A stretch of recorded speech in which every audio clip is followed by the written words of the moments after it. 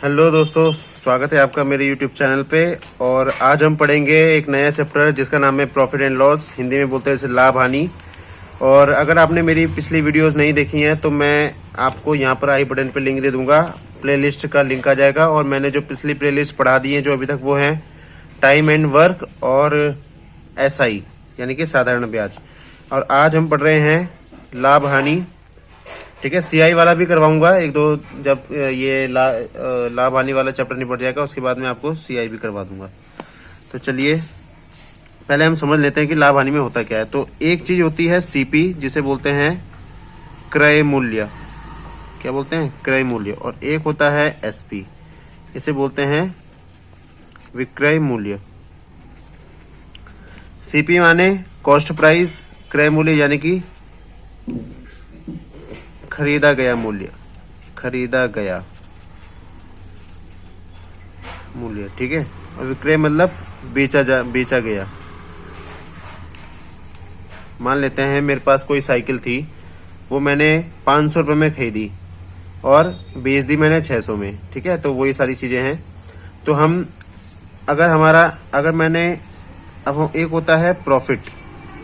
आज ये प्रॉफिट के बारे में समझते हैं। लाभ मुझे कब होगा? लाभ मुझे होगा विक्रय मूल्य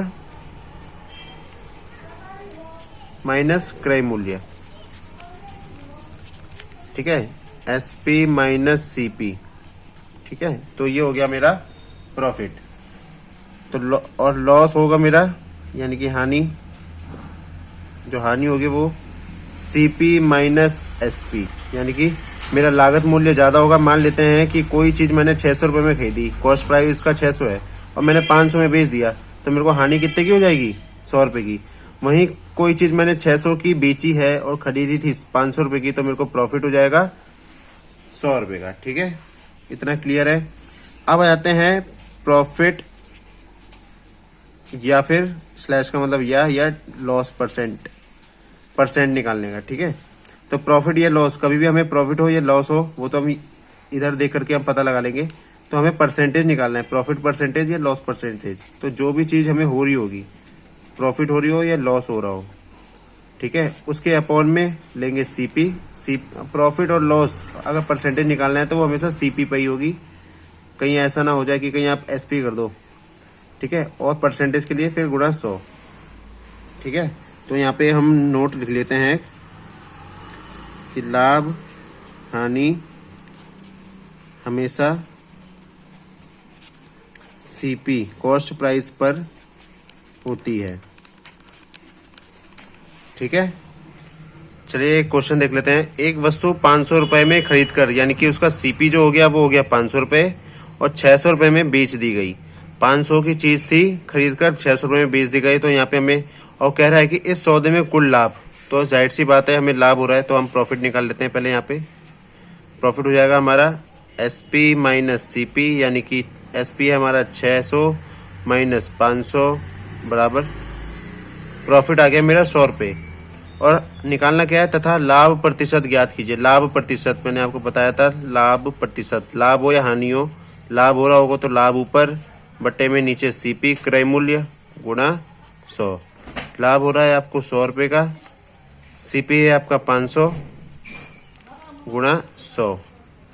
तो 2 जीरो से कट जाएंगे 2 जीरो, और 100/5 हो जाएगा। 5 से ये जाएगा 5 दूनी 10 और 1 जीरो उतर जाएगा, यानी कि 20% का हो रहा है हमें प्रॉफिट। अगला क्वेश्चन है, मोहन ने 5 लाख रुपए में एक प्लॉट खरीदकर आधा प्लॉट 10% के लाभ पर तथा आधा प्लॉट 15% के लाभ पर बेचा। इस प्रकार उसे कुल कितने % का लाभ हुआ? चलिए देख लेते हैं। 5 लाख का आधा हो गया, जो पहला पार्ट है, फर्स्ट पार्ट। ठीक है, तो 2.5 लाख रुपए, 2,50,000, 2.5 लाख रुपए उसने बेचा 10% के लाभ पर, तो हम लाभ निकाल लेंगे। 10% है, 2.5 लाख का 10% हो गया, 2 जीरो से 2 जीरो कट गए, यानी कि 25,000 रुपए। यानी कि जो पहला हिस्सा है उसमें जो पैसा कमाया वो है 25,000 रुपये का प्रॉफिट, और शेष आधा भाग पे 15%, यानी कि सेकंड वाला जो है, सेकंड पार्ट 2.5 लाख गुणा 15% मतलब 100, 2 जीरो से 2 जीरो कट गए, 15 और 2 जीरो तो पहले ही आ जाएंगे आपके बाहर। 15 पंजे 75 का 5, यहाँ से लगी 7, 15 दूनी 30 और 7 37। तो दूसरे वाले हिस्से पे कमाई उसने 37,500।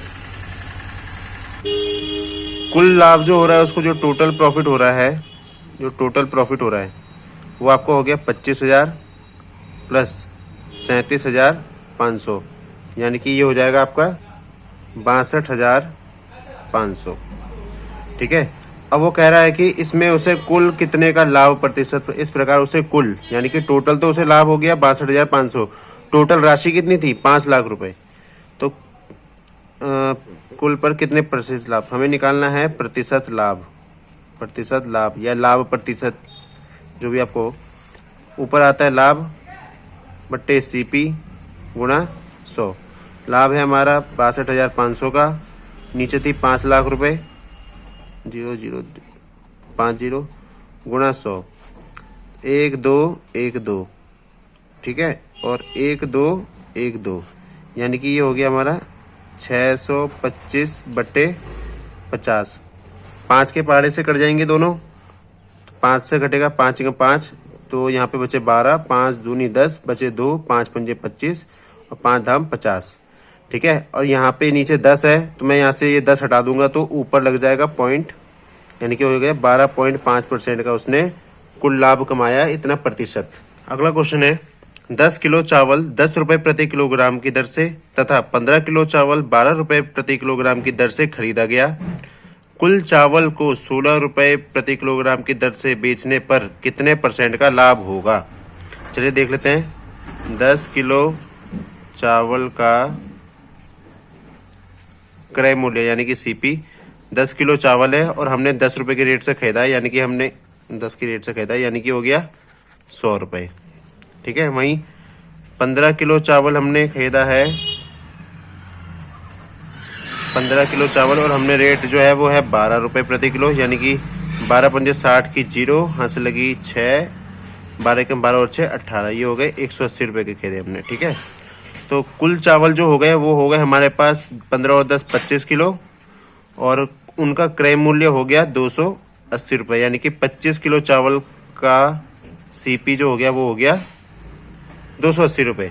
ठीक है, अब हमें जो है 16 रुपए की दर से बेच देना है। 25 किलो चावल है हमारे पास, 16 रुपए के रेट से बेच देना है हमें। तो चलिए देख लेते हैं। 25 किलो चावल का एसपी, ठीक है, 25 किलो चावल है तो 25 गुणा 16। ठीक है, 16 पंजे 80 की 0, हाथ से लगी 8, 16 दूनी 32 और 8 400 रुपए। ठीक है, 400, यानी कि 25 किलो का सीपी, 25 किलो चावल मैंने खरीदे थे 280 रुपए में, और 25 किलो जो चावल है वो बेचे हैं मैंने 400 रुपए में। तो देखो प्रॉफिट हो जाएगा हमें यहाँ पे सीधा सीधा साफ साफ पता चल रहा है, 400 माइनस 280, तो यहाँ पे हो गया 120 रुपए का लाभ। ठीक है, और हमें निकालना है कितने प्रतिशत का लाभ, हमें निकालना है प्रॉफिट परसेंटेज। प्रॉफिट परसेंटेज निकालना है तो हमें पता है profit upon CP into 100। Profit है 120 रुपए, 120 रुपए का प्रॉफिट। सीपी जो है वो कितना है 280 रुपए गुणा 100, 1 जीरो से 1 जीरो कट गया, 2 के पहाड़े से कट जाएंगे या 4 के पहाड़े से काट लो तो 4 तिया 12 और 4 सत्ते 28, ये हो जाएगा 300 बट्टे 7। अब इसको सॉल्व कर लेते हैं।